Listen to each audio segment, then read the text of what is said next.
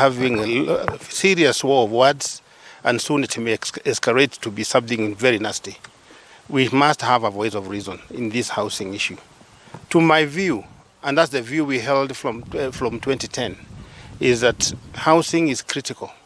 It's one of the basic human rights. But how to do it, we need to have sobriety in tackling this one.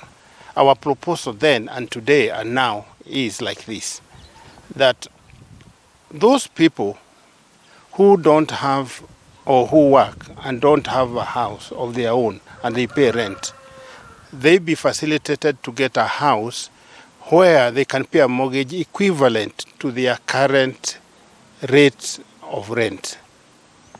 That means if you are paying 15,000 per month, you get a mortgage of 15,000 per month. If you are paying 2,000 shillings per month, like in Kibera, you pay a mortgage of 2,000 shillings, but eventually you own the house. How to do it is very basic. You make housing construction cheap. Use government land, use the rule of numbers so that you can do massive constructions like they did in China and all these other places, Singapore. You do decent houses. Everybody who is working somewhere in Mombasa, Kisumu, or whatever, they would aspire to have a house at home in their own hometown, whatever it is. So you facilitate for them to get an affordable house based on the rent you are paying currently. That was the philosophy. Then there comes the question of funding, financing. That is where UDA government is going wrong. Don't force people. Don't force people to pay 3%, 2%, 1%, 10%. There is a set mechanism under which the government can borrow money from its citizens. And like me, perhaps, I may be willing to invest in government bonds for housing for up to 30 years or 20 years or whatever it is. So such monies should be coming from a special fund, not forceful, so that those people in Dubai, those ones who are in Iceland, who are Kenyans, and would like to invest in those bonds for, say, 10 years, 20 years, there's a way of doing it in a decent way. And keep, like I said, keep recruits out of this mess. Allow Kenyans to invest freely. The one who want to invest, if you want to invest at a rate of 10%, at a rate of 2%, at a rate of 1%, just like we do in SACCO, you do it at your will.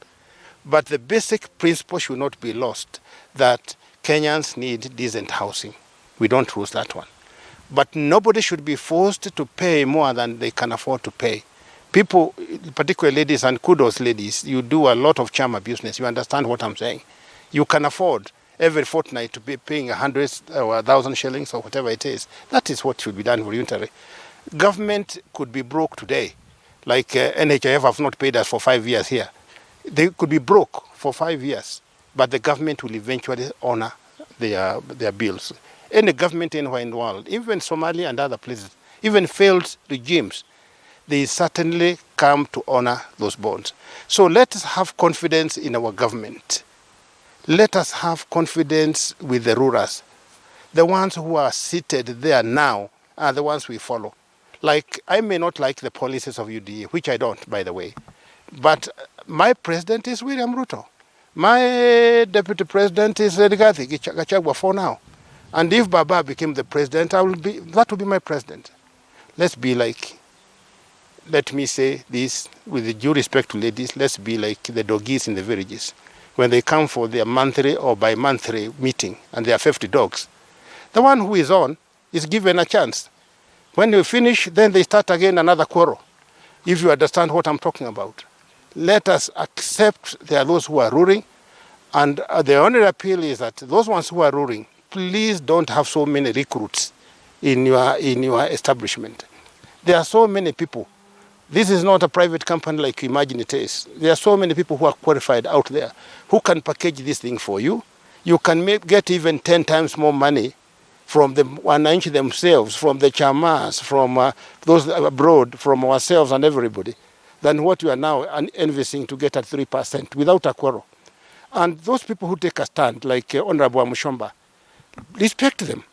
I followed her politics and I saw what she did and how she asked the people. She represents the people of Githunguri. So don't try to intimidate her. That is the view. An MP